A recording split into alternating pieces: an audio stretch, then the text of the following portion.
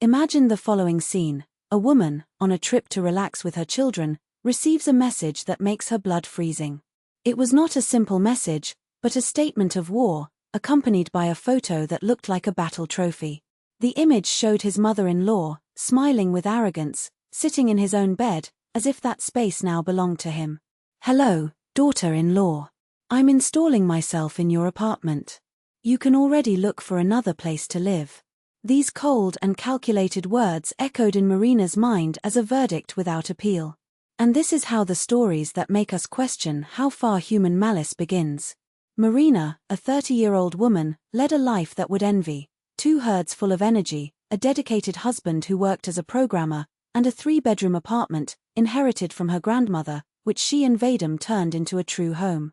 Each wall of that place kept memories, the laughter of the children, the nights of conversation, the small details that made the house unique. But there was a shadow in this picture: Irina Konstantinovna, the mother-in-law. From the first date, she looked at Marina with disdain, as if her daughter-in-law's presence was a personal affront. "My son deserved someone better," was the phrase that echoed in each meeting, veiled or not. When the twins were born, things even softened, but hostility never really disappeared. That's why Marina decided to take a vacation and take the girls to spend a few days with her parents inside. Vadim was left behind, sunk into a work project he could not abandon. "As soon as you deliver everything, I take a week and we travel to the coast," he promised, kissing the family at the station. The early days were pure tranquility: children playing in the backyard, family meals, night sleep nights. Until, on the 8th day, Marina's cell phone vibrated with a notification that would change everything. She barely looked at the screen and felt the floor disappear under her feet. There was Irina, in his bed, with a smile of triumph printed on his face. The message was clear: an ultimatum disguised as a provocation. Marina rereads words 1, 2, 3 times, as if they expected them to change meaning. But no. The reality was that, cruel and absurd. She tries to call Vadim, but the phone doesn't complete the call. 1, 2, 10 times, always the same mechanical answer: the subscriber is temporarily unavailable. Panic begins to settle in. How did Irina enter the apartment? Where is Vadim? Did he know that? What if it was all a trap, an orchestrated plan to get it out of your own home? The thoughts run over each other, darker than the other. Marina tries to calm down, remembering the love of Vadim, the life they built together. But the doubt has already planted its roots. With his handy hands, she dialed the number of Tatiana, the neighboring neighbor.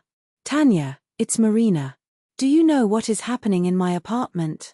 The answer came from concern. "Marina, I was going to call you right. There's a woman there, walking around your house as if you owned." It opened the curtains, extended clothes in the clothesline. "I thought you had left some parent staying there." Confirmation was like a punch in the stomach. Irina not only invaded her home, but she acted with a disturbing naturalness. And Vadim? Had he given the keys? The idea made her nauseated. Unable to contact him, Marina resorted to the only asset that was left: Mikhail, friend of Vadim and police. In a firm voice, despite the rapid heart, she explained the situation. "Misha, I need your help. My mother-in-law entered my apartment without permission and is acting as if she owns the place. I'm 700 kilometers from the city and I can't go back now." The answer was immediate: give me the address. I go there and solve it." The next few minutes were torture. Marina walked from side to side, while the parents watched quietly, understanding that these were waters that only she could navigate. Until finally the phone rang. "Marina, it's me, Mikhail." Her mother-in-law was right there. "When I explained that she had invaded a private property and that you, as the sole owner, could register it by invasion of home, she ran out." The relief was instant, but a question burned: what about Vadim? He was with her. No, it was alone. In fact, she still tried to argue that the apartment was from her son, but I checked, the property is only in her name. Marina lets out the air she didn't even know she was holding. "Thank you, Misha. You have no idea what that means." But the tranquility lasts shortly. Where is Vadim? Why doesn't he meet? And, most importantly, he was involved in this. An hour later, another message, this time Irina straight, you'll still regret the police. This apartment should be from Vadim, not yours, inheritance hunter. Marina ignores. It will not like to answer. But, as if the universe heard her thoughts, the phone rings. Your mother broke into our apartment and sent me a horrible message. There's a break from the other end of the line. My mother, in our house? His voice sounds confused, almost incredulous. I didn't know anything. I've been all day at work, the phone unloaded. Do you think I would give her the keys to her? The sincere tone of Vadim soothes Marina, but don't erase the doubts. She got in, took a picture in our bed and said I should get some place to live. The following silence is eloquent. Vadim looks shocked. This is absurd. I'll call her right now. No need, Marina interrupts. I already decided. Mikhail went there and kicked her out. The Mikhail? From the police. The surprise in her husband's voice is evident. Yes. She had no right to be there. I'm going to talk to my mother. It has crossed the boundary.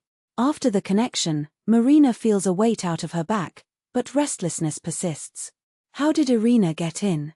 If Vadim didn't give the keys, how did she get it? The answer would come later, the same night, when Vadim called again, the tired and guilt voice. I spoke to my mother. She confessed. He took my keys when he came to visit me at the office last week.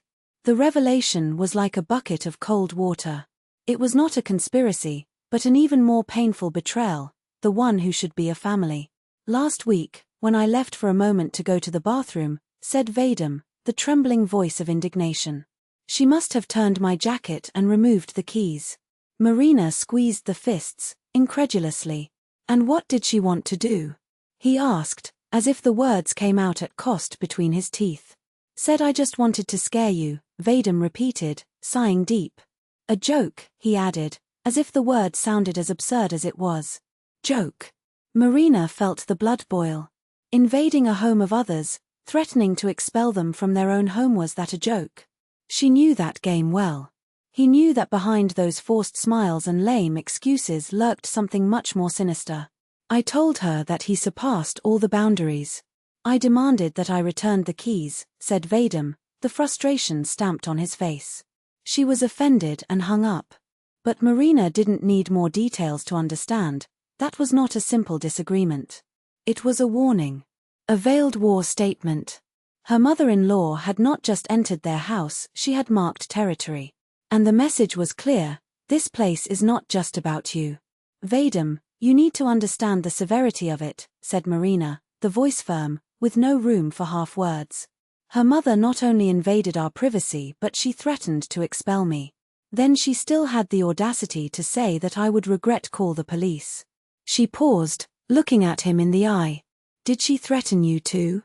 You. Ilencio, who followed, was enough response. Vadim seemed genuinely shocked, as if only he realized the extent of betrayal.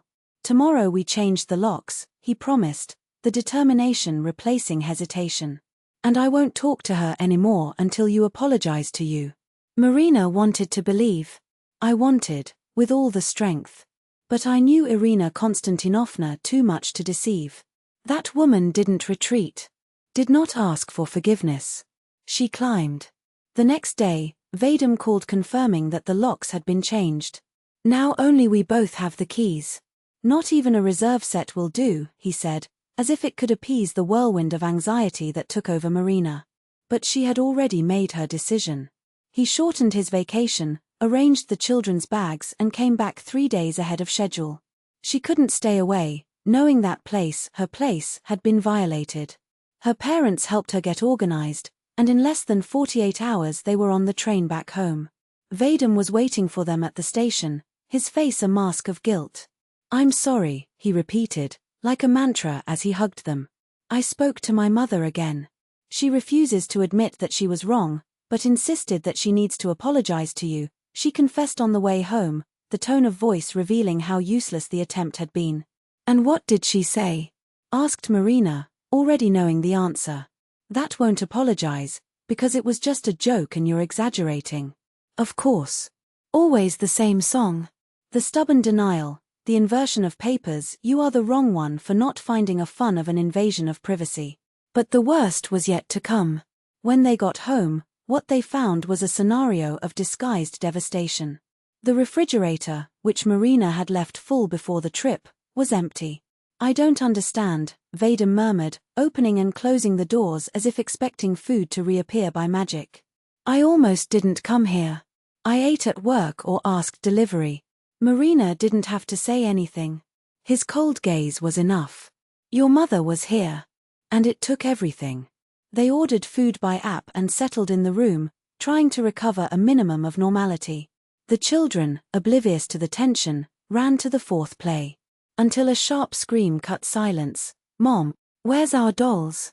Marina and Vadim exchanged a look before rushing to the twins' room. The large box where they kept the girls' favorite dolls had gone. This makes no sense, stammered Vadim, the voice failing. My mother wouldn't do such a thing. But Marina was no longer listening. She roamed the house in strides, checking every corner, every drawer, every shelf. The family albums, missing. The jewelry box inherited from his grandmother, disappeared. Books I kept as treasures, rare editions that he had collected for years, stolen. When she turned to Vadim, her eyes burned. Your mother not only invaded our house. She stole us. The shock on his face was genuine. I'll call her right now and demand it back, everything. Down the number, but the call fell into the mailbox. He sent a message. Mom, I know it was you who took our things. Return everything immediately, or we'll call the police. The answer was not long. I don't know what you're talking about. Maybe your wife sold everything and now is blaming you. Vadim showed the screen to Marina, who released a bitter laugh. Of course it denies it. And will keep denying it. But who else could have been? The door was not broken into. Who had the keys? The truth was a punch in the stomach. And both knew. The next day, they left the children with the nanny and went to Irina Konstantinovna's apartment. The mother-in-law opened the door with a grimace of disdain. They arrived, then, he spat, as if their presence were an affront. Mom, you know very well that we are here, said Vadim, the firm but trembling voice. Return what it took from our house. What things? She returned, pretending to be surprised, her eyes shining with malice. I didn't get anything. Maybe your little winger sold everything while I was at the parents' house and now you want to blame me. Marina felt her anger climb through her throat like washing. Irina Konstantinovna, stop this theater. You were the only person who was in our apartment without permission. Used stolen keys from your own son. He took toys of my daughters, my jewelry, our family albums. Return. Try, the mother-in-law challenged, crossing her arms. I don't need to prove anything, said Marina, cold.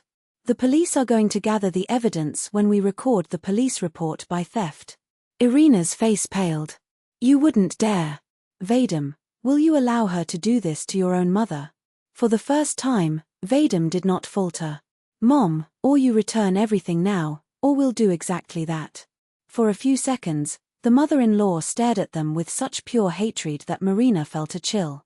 Then, with a sudden movement, he turned and disappeared through the halls of the house. He returned carrying a large bag that threw at their feet with disdain. There it is. Take your junk. And as if he wanted to justify the unjustifiable, he added, I just wanted to see how you lived without me around. Marina opened the bag. There were the kids' dolls, the albums, the jewelry box, the books. And the food? He asked, raising his chin. The refrigerator was full. You emptied. I won't return your groceries, Irina growled. I ate everything. Or do you think you were going to store damaged food? Marina closed the bag with a dry gesture and straightened, looking at her mother-in-law in her eyes.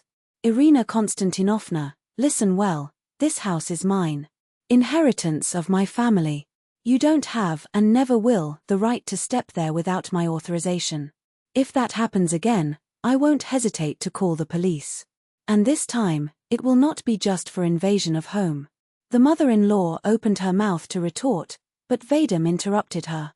Enough, mother. Marina is right. What you did was wrong, criminal, and I won't be on your side just because you are my mother. The following silences was cut by Irina's desperate scream. Are you choosing her instead of me? After all I did for you. The nights in course, the sacrifices. I'm choosing the right, Mothe, Vadim, the voice breaking but firm. And if you don't understand that, you'll end up losing your real child. They took the bag and left, leaving behind mother-in-law from the mother-in-law echoing through the hall. You will regret it. Especially you, plague, who stole my son. Marina turned one last time. Do you know, Irina Konstantinovna? The only thing you don't understand is that no one stole your child. You're away. With each lie, every invasion, each time you choose pride instead of love. And without waiting for an answer, he followed Vadim to the car. The way back was silent. Vadim drove with his hands by squeezing the steering wheel, the knots of the white fingers. I'm sorry, he murmured finally. I didn't imagine she was capable of that. Marina put her hand on her shoulder, not mercy, but with a determination that left no room for doubts. You are not responsible for her actions. What matters is that this time you got on the right side. And while the city went through the windows, Marina learned that this would not be the last battle. But for the first time, I felt that I wouldn't be alone to fight her. The choice was theirs now. On the way home, they decided that Vadim would not keep in touch with his mother for a while, at least until she recognized her guilt and apologizes to Marina. A month passed. Irina Konstantinovna binded occasionally to her son, but he remained firm, no dialogue until she apologized to her daughter-in-law. The mother-in-law refused categorically, convinced that she was right. Until, one night, while Marina put the kids to sleep, the sea. Ampania played. At the door was Irina Konstantinovna, holding a box of chocolates.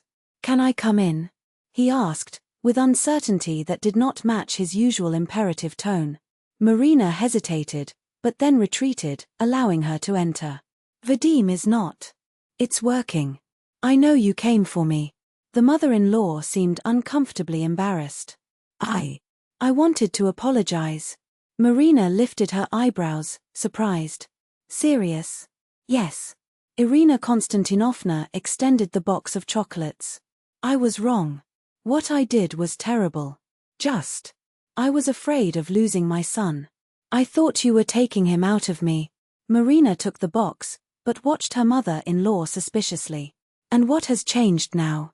I realized that I am losing him precisely because of my behavior, replied Irina Konstantinovna, in a low tone. Vadim hasn't talked to me a month ago. I never did it before. And I understood that I need to change, or I'll be alone. Marina saw how much those words cost her. Perhaps it was the first time in life Irina Konstantinovna admitted a mistake. Well, I accept your apologies, said Marina. But we need to set some limits. They went to the kitchen and talked for hours. Marina made clear what was acceptable and what was not in her relationship. Irina Konstantinovna listened carefully and agreed.